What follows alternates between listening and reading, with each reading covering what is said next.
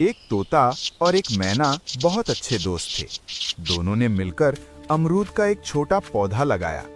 तय हुआ कि एक दिन तोता पानी देगा और अगले दिन मैना उसकी देखभाल करेगी। समय बीतता गया और पौधा बड़ा होकर पेड़ बन गया। उस पर मीठे मीठे अमरूद लगने लगे। दोनों दोस्त खुशी खुशी फल खाते और पेड़ की ठंडी छांव में आराम करते।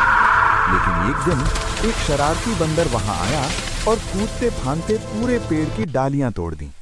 जब तोता और मैना लौटे तो टूटा पेड़ और बिखरे फल देखकर दुखी हो गए।